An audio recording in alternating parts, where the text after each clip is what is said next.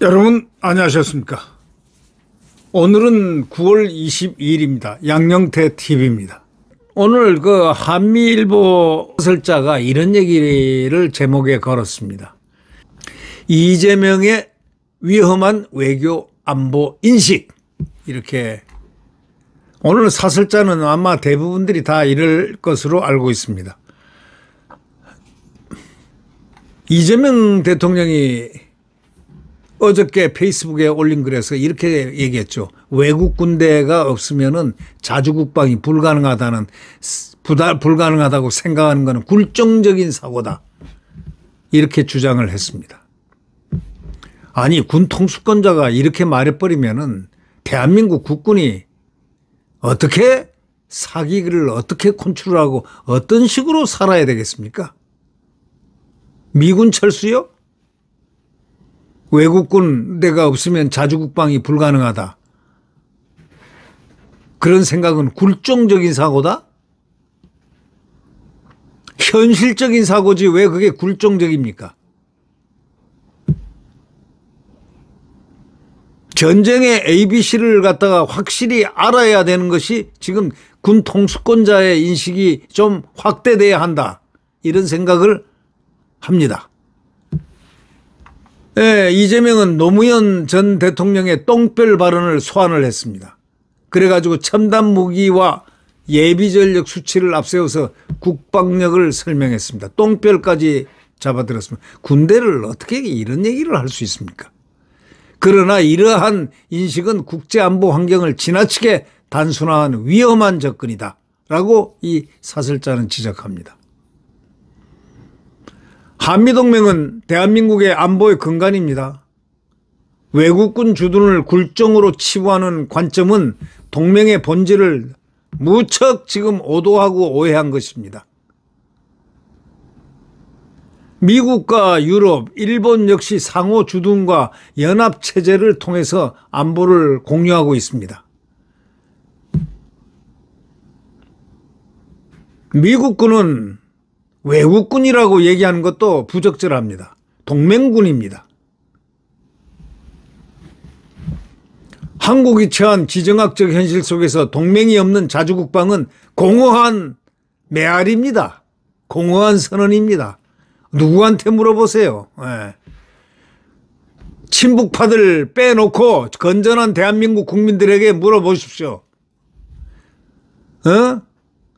동맹이 없는 우리 같은 이렇게 지정학적 현실, 북한, 중국 공산당, 소련 공산당, 이 도움을 받고 서로 혈맹처럼 자기들끼리 북중러가 움직이는 이런 지정학적 상황에서 동맹이 없는 자주국방은 공허한 선언이란 걸 삼척동자도 다 합니다. 초등학생도 다 할 겁니다. 그런데 우리의 군 통수권자가 이런 얘기를 해서 되겠습니까? 우크라이나의 사례는 이거를 분명히 보여주고 있잖아요. 나토 가입이 지연되면서 러시아의 침공을 받았고 결국 막대한 피해를 입었습니다. 그때 나토에 가입이 됐었으면은 나토가 전부 나서서 러시아가 감히 침공을 못하죠.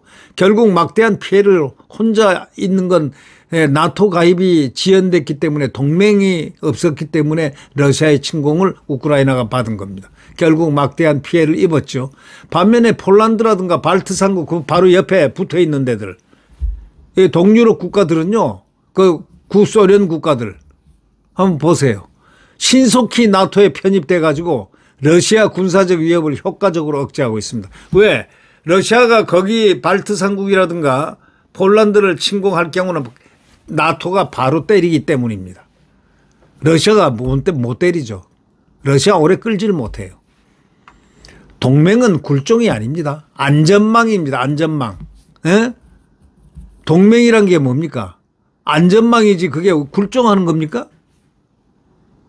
나 그 참 세상에 그 국군 통수권자가 이 동맹군을 갖다가 이 굴종이라는 이런 표현을 쓰고 한다는 것 도대체 이해를 못 하겠습니다. 저는 군의관으로 갔다 왔지만 육군 대령 출신입니다.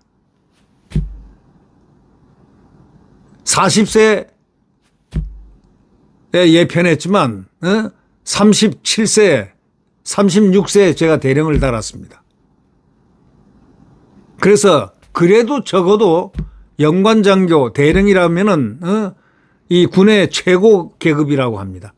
이 장성들은 이 소위 정무직이기 때문에 이 군의 실질적인 실무직으로서는 대령이 최고입니다. 그래서 연대 전투가 최고의 전투입니다. 사단 전투는 없죠.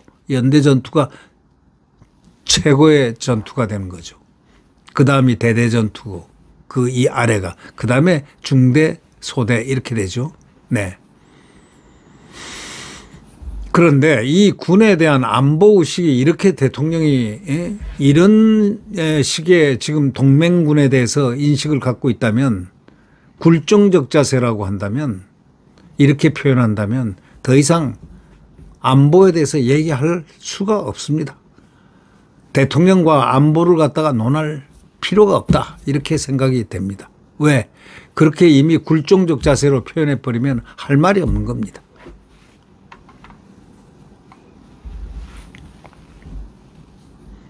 이 대통령이 말하는 50명이면은 수천, 수만을 감당할 수 있다는 발언은요, 첨단 무기에 대한 과도한 신뢰 아닙니까?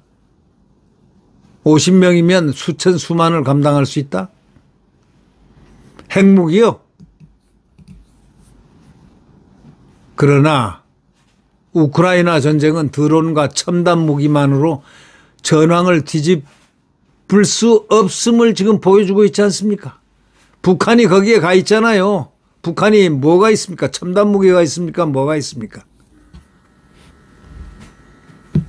서방의 정보 지원, 무기 공급, 금융 원조가 결합되어 있기 때문에 우크라이나가 지금까지 버틸 수 있었던 거지 혼자였으면 하루 만에 날아갔습니다. 현대전은 무기만이 아니라 동맹 네트워크하고 경제 지속력입니다. 이코노믹 서포트 그게 결정하는 겁니다.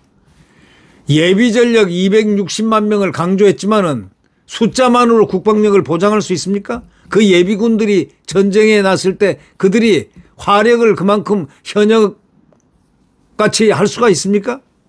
그거 보장할 수 없는 겁니다. 저출산과 복무 단축으로 상비병력 기반 자체가 악화되고 있고 구조적 취약성을 단순한 수치로 포장하는 것, 국민을 안심시키는 정치적인 수사입니다. 정치적인 수사. 미사여구입니다. 미사여구. 네. 자주국방은 구호가 아닙니다. 전략이어야 합니다. 자주국방이란 거는 입으로만 샬라샬라, 자주국방 샬라샬라 이거 아닙니다. 동맹을 기초로 보완되는 자주국방만이 현실적 해법입니다. 동맹을 기초로 보완되게끔 딱 해놓고 자주국방만이 그런 자주국방이 현실적인 해법이에요.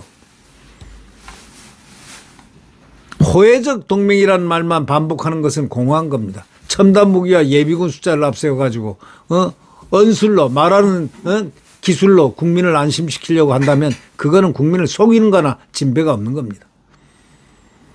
전쟁은 한 번입니다. 국군은 단 한 번을 전쟁의 승패, 한 번의 성공을 위해서 국군이 존재하는 건데 지고 나면 뭐라고 얘기할 겁니까?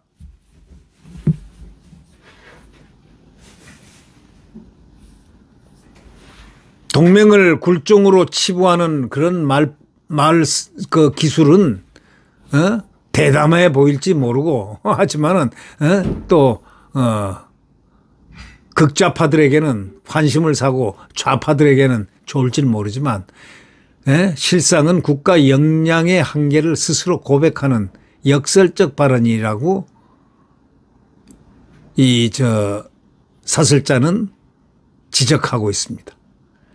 대통령이 보여야 할 것은 정치적 그런 말 기술이 아니라 전략적 현실 인식입니다. 전략적으로 현실 인식을 해야 된다. 이재명 대통령은 위험한 동맹, 굴종 인식에서 벗어나야 됩니다.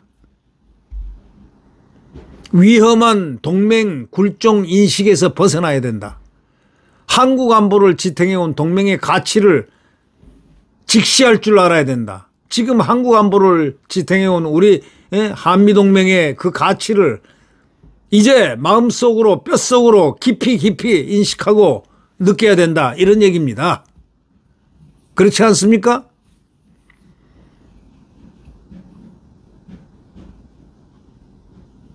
국민들을 불안에 떨게 만드는 그러한 말은 좋은 말이 아닙니다.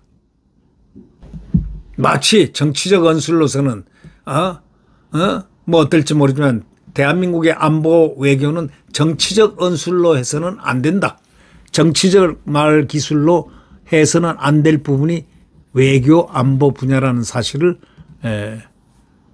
얘기를 해 둡니다. 네, 구독 버튼과 엄지를 눌러주시면 감사하겠습니다.